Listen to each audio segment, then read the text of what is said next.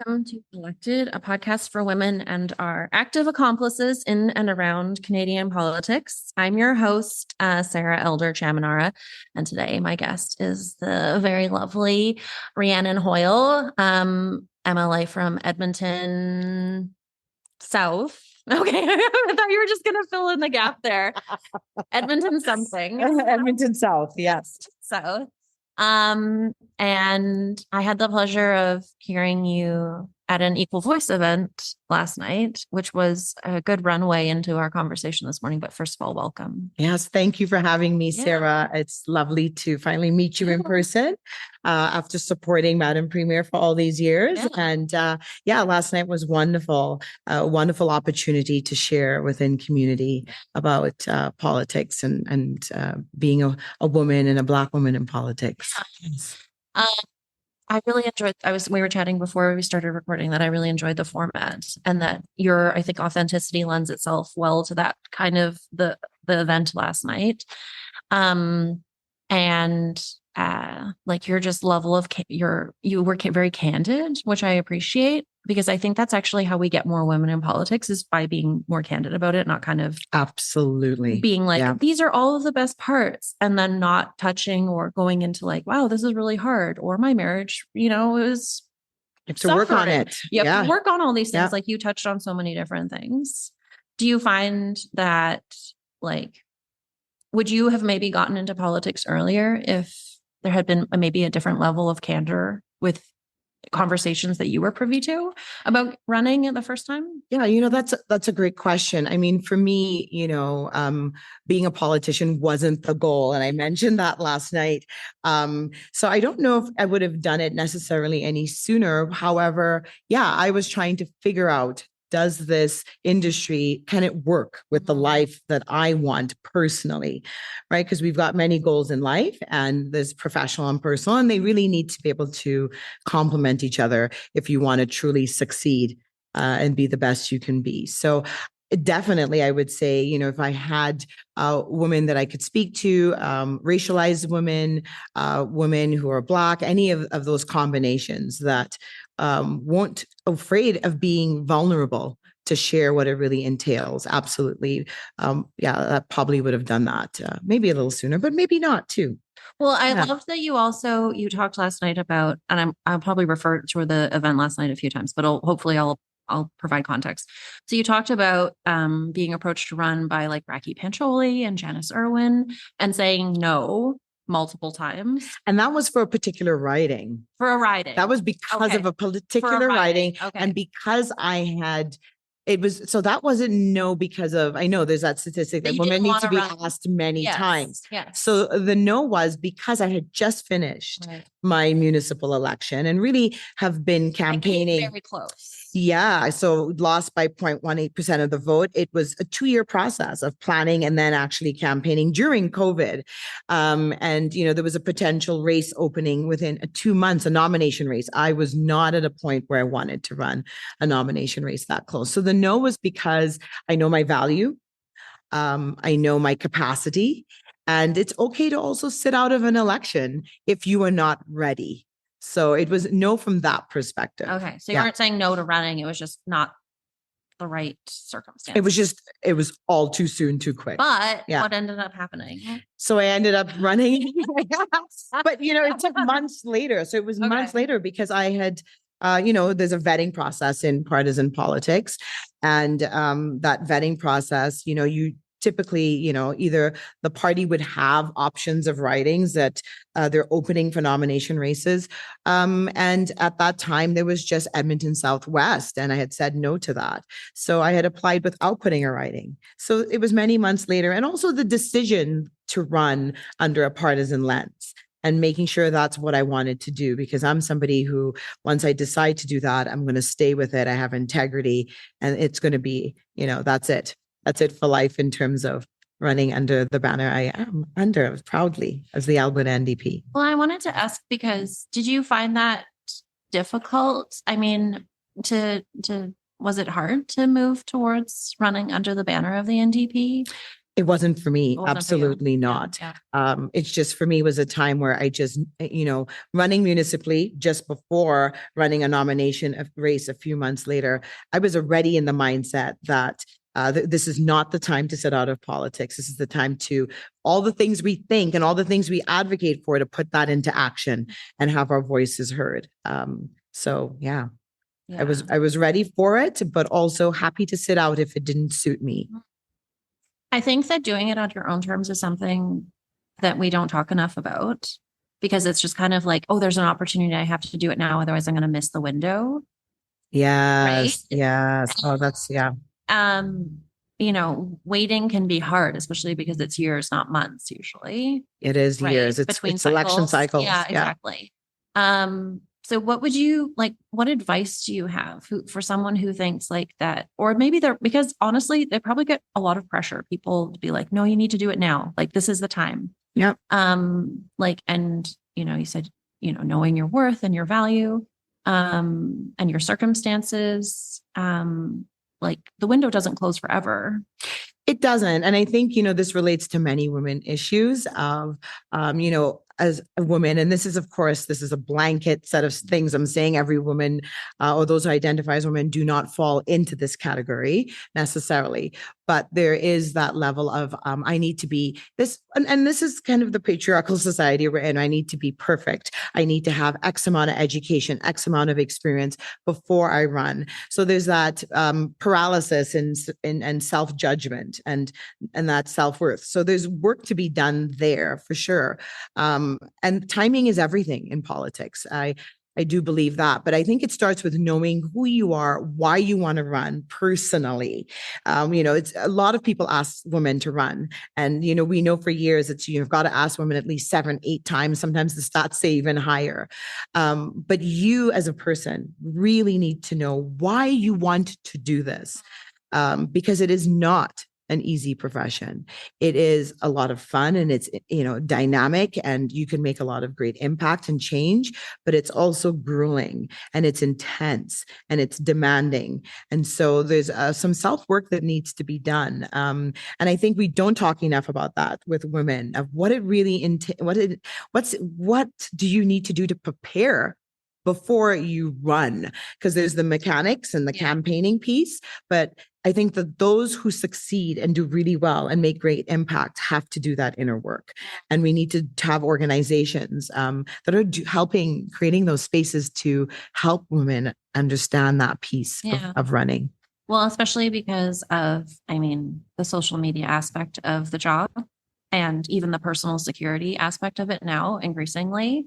Absolutely. Right. Yeah. Like, these are all things, these aren't conversations that are, being had. They're at all. And they need to be. I have them in my personal space with people who are asking me and they are interested in running. And, politics is extremely divisive globally and in our province.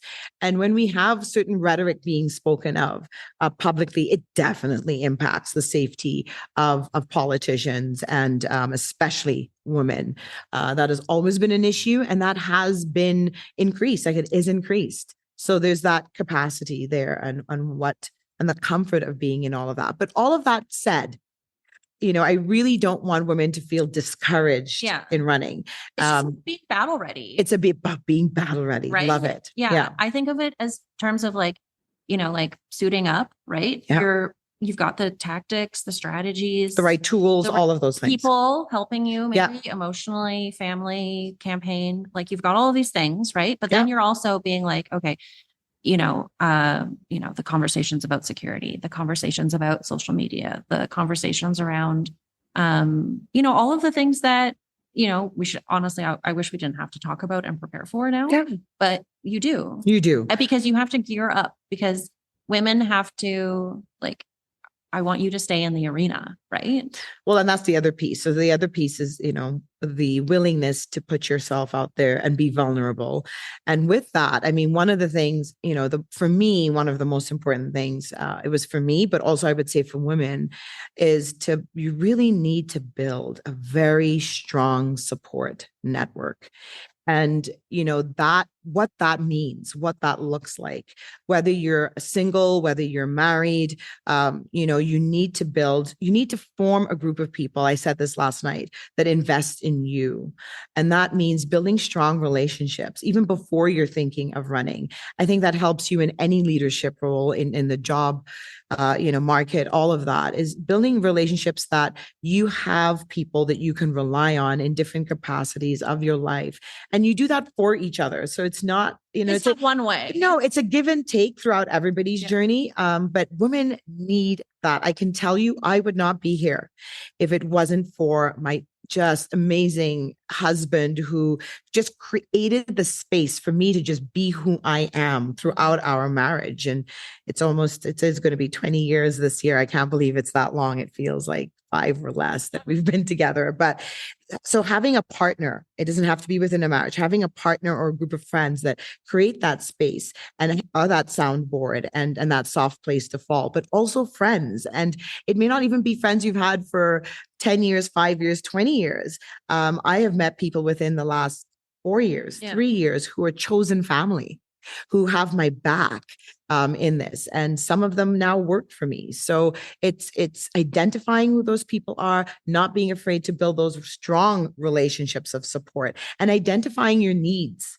Like, what is it that you need? What is it that I need in order to do this type of work? So there's a lot of work there in itself. But it doesn't have to take a long time. Like, you could form it in a year or two. Like I did in 6 months, in 3 months with people. And so, and they stay the ride with you. Yeah. And so that allows you to endure a journey, especially in my case, where I formed these bonds when I first ran municipally, and then I lost. And then pretty much all of those folks just carried on with me. And I wasn't even sure if I was going to run in a provincial, right? The goal was I was going to run again municipally. That was the goal. So 4 years. Okay. Right. And they were like, we're with you. Let's do this. And I'm like, well, in 4 years, a lot can change. We'll see how that goes. And many of those folks encouraged me and said, look, we are here. So they weren't just saying run and then disappearing, because there's a lot of that too. A lot of folks ask you to run and don't necessarily know what to do or how they can help. So, yeah. Yeah. So that's on the political, more of the personal political side of getting into an arena and being ready for it. I want to ask about, so in your role as an MLA, things, and you mentioned it, things are pretty contentious right now politically. Specifically bills 18 and 20, which the UCP have recently introduced. They're really polarizing Albertans. I think people are either agreed, right? Like, yeah, this is fine, I'm totally okay with it, or like, this is the worst thing ever. How do you navigate those conversations around? So you're talking to someone who's like, you know what, I think this is the best thing, and I'm in favor of it. I don't see it as being anti-democratic. Like, let's move forward with this. How do you have those conversations? I've always been, through my leadership journey, I've always been the type that you meet people where they're at.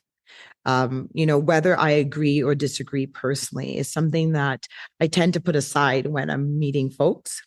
In terms of an internal manner, just to really be open in that moment, to understand why someone sees a particular thing that way. In terms of Bill 18 and Bill 20, of course, look, I've received, and so have many of my colleagues, thousands of emails or DMs or even in person and meetings where people are like, we want to talk to you. Here's how it's going to impact post-secondary municipalities, the economy, quite frankly. Yeah. Bill 18 and Bill 20, those are massive economic impacts on our society fundamentally. And then all the subcategories are really where, people reach out. So, but folks that think it's okay, I think it's the lack of also understanding that when we talk an economic issue, that's everyone. So you may say, well, I don't go to post-secondary, or, I don't have children that are in that stage yet, or you're not thinking of the impact of that. But then that's an opportunity for me to then share, try to look for, okay, what is it in your life that matters to you, and see how I could connect why Bill 18 may be a challenge. And if it's not, then it's not. I just have to kind of accept that for that particular individual.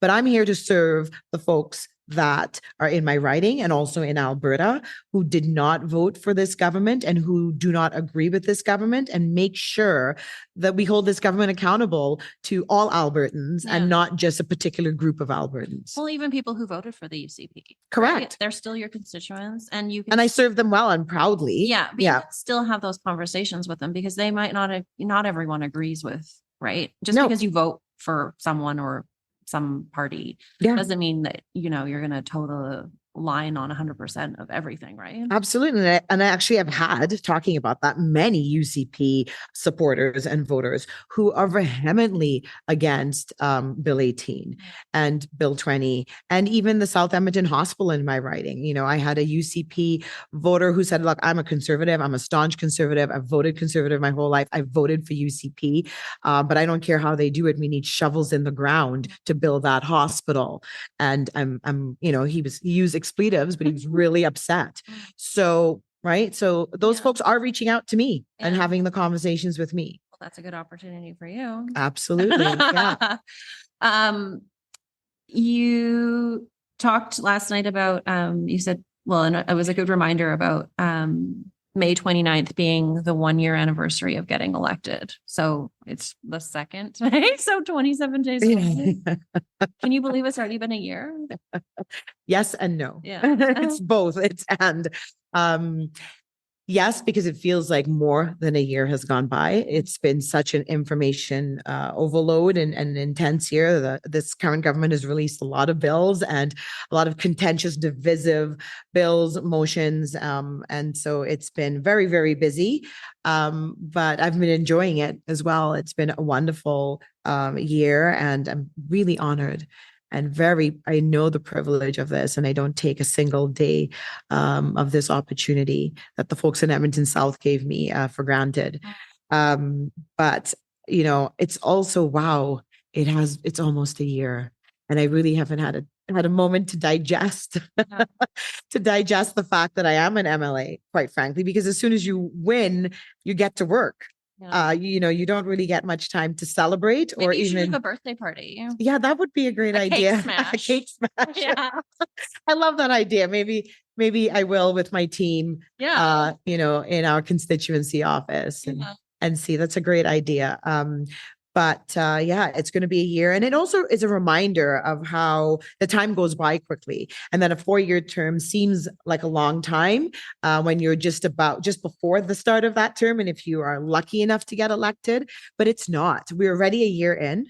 2027 feels a ways off. It does, but for somebody in the political realm, it is, but it isn't. I know. Right? It's like a marathon. It is.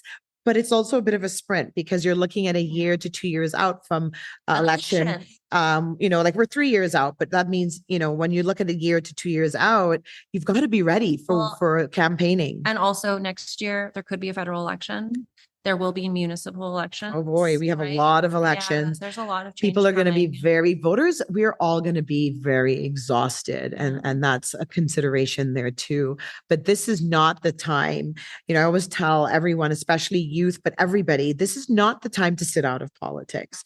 This is the time to engage, get your voice heard, get involved however you can. And I know folks here, get involved and volunteer all the time. But it's, it could be just meeting a politician for 10 minutes, 15 minutes, half an hour coffee, and sharing your ideas. That's getting involved. To as far and as deep as you want to go into the political realm. So think simple, and I would say get involved that way. Yeah. Well, speaking of a good time to get involved, there's a leadership race in the NDP right now. There is. You've endorsed Nenshi. I have, proudly so. Yeah. And there's a debate coming up in Calgary in a week or so, a week and a half. Yes. And then one in Edmonton. Yes. Can you share how you came to that decision? Yes. So, really deciding, this whole process of leadership and who I wanted to support. Initially, I had supported Raki Pancholi. Quite frankly, she's one of the reasons, is the pivotal reason internally why I'm here. The week that I had lost, and I knew her from previous work. We did work in getting women into elected leadership roles and into politics with an organization called Parity YEG. And so I'd known her and known her values and her ethic. And she was like, I need you to come in and join us and step into this. And so her value sets and my value sets are very much the same. And so I had endorsed her. And when, of course, everybody knows that she and I was, of course, one of her campaign co-chairs, and we kind of had a good conversation about what things were looking like. And she chose to step out of the race and support Nenshi. And I didn't know Nenshi, like I knew of him, but of course didn't know him. I had an opportunity to meet with him. It was by happenstance, actually. It wasn't a planned meeting at a coffee shop. And it was just, I stumbled upon him and we ended up having wonderful conversation. And this was before he was considering running. Okay. And I did ask him quite a few tough questions about, what are some of the things that, these are some of the things I think need to happen. And I was once the president of a political party in a leadership race. So I've done 2 leadership races in 6 years in 2 different parties. But that in that particular party, it was the mayor of X, a mayor of Edmonton, 3-term, very similar type of path. And I had a lot of tough questions to ask, some lessons learned there and not. So it was, his answers to those questions, I could see he was very well, he thought about those questions and those challenges. And then the other piece of inclusivity. We talk about inclusivity all the time in politics and in just social conversations when we talk about societal norms. But inclusivity is a very unique piece. What does that really mean? And what I loved about Nenshi is the inclusivity to truly bring folks in, whether you've been part of the Alberta NDP for 40 years, or whether you're thinking about it because this government doesn't represent you. And how do we have those difficult conversations and those conversations of creating that sense of belonging? That sense of this is our Alberta, right? His saying it's for all of us. And doing that in a very open but pragmatic and not afraid to have those conversations with folks that haven't been part of this circle. And I'm in a sense one of those that did that in my own journey to be here. So, his values very much align with mine. And also the fact that, my dear friend Raki is supporting him. I wanted to make sure that she wasn't alone in all of this and that, we're a team and we are a team. And so are my other colleagues who were on Team Raki. So we're proudly to be here together. And we are also bringing our ideas into his campaign. And should he win, it's really important to be there as in that accountability piece as well. And I love that Nenshi's open to all of that. Yeah. Right. So he's been very inclusive and welcoming. I have not felt anything otherwise. So that's really how I came across my decision. And at the end of the day, we need to just move this party forward. And I felt like he, coming from the outside, the gift of that is that he doesn't have to, he kind of doesn't have to fight some of that convincing piece of how are we going to differentiate from our current leader. He's able to say certain things that I think is more challenging for those of us who sit internally, and harder to convince Albertans who don't sit with us, who sat at home, who don't sit, as diehard NDPers, and they sat at home, or they just didn't vote or spoiled ballots. Like we just can't afford to have that. Can I share my concern with you? Sure. This whole thing about not releasing policies, I feel like there's going to be, my concern is that when he does win and then he does start making policies and people are going to be like, what? Yeah. The thing that he has said though, is about doing it with party members, Yeah. with caucus, with all of it. So I think, I've been seeing this on his team, and we have had those conversations about policy and their ideas that many are sharing. But I think there's value in that, because also, he has also said, and I do agree with this, it's more, I think what's important is people understand his values and that we do build this policy together. I mean, we do have the time, and I know that he's willing to do that work with those who are maybe a little concerned about him should he win. And really, we have a lot of work there to bring everybody together. This is bigger than us as individuals. This is about Alberta. This is not about me. Yeah. It's not about Nenshi as individuals. This is about how do we bring us together in Alberta in a time when we need to connect. We need to have there's a lot at stake. Yeah. So I'm very interested in folks who are willing to come together no matter what. And I will support anyone. If Nenshi does not win, I'm happy to support any of the other candidates who are amazing, highly experienced. I mean, we've got a slate. Yeah, you do. We've got a slate. Yeah. No bad options. Yeah. So I am very, very happy to support whoever wins, should Nenshi not, and build this party and move it forward for our province. Yeah. Yeah. That's where my eye is on the prize ultimately. And I hope others, it's the same. Yeah. I would hope everyone has that eye on 2027 and the general election, right? Yeah. We have to wrap up. We only have a couple of, I'm going to ask maybe one more question. Last night, you shared that you didn't know until, what was it, the day before, that you were going to be the first Black woman? The month before election day. Okay. The month before election day. Yeah. You were going to be the first Black woman. Yeah, I didn't run. Part of me running was not because, I want to check a box and be the first. Yeah. I really, that was not it. That was not even on my radar. You wanted to win. I wanted to win. I didn't see the kind of leadership that I would like to see in politics, enough of it. I just don't see enough people that are willing to be more vulnerable as politicians. Yet, what is that challenge of being the politician and doing that very formal role, but also opening up and really building community, really having those difficult conversations with people who may not align with you, and how we can find those common threads and common ground to work together to build an Alberta we want. Right. So that coming together for all Albertans is a challenging piece, because we aren't all going to agree on everything. Yeah. So that was why I ran. One of the many reasons I ran, but running, being the first Black woman, the first immigrant, first Trinidadian woman, all of those things, first mixed race. There's so many intersectionality firsts that I can list, but those are just check marks of part of who I am, but it isn't my why. You bring that with you. I bring that with me, but it wasn't my why. But I also it's not lost on me of the value of, that saying, you can't be what you can't see. Right. And it really comes back to belonging.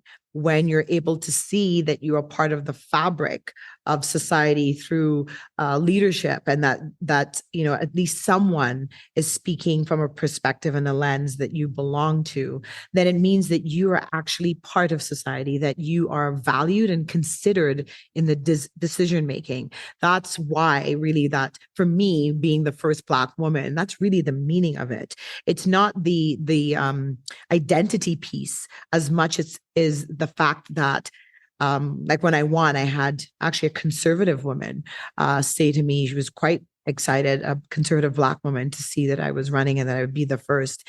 And she said to me, remember, no one who ever looks like you, but also who represents all that you are, has walked through the doors of the Alberta Ledge.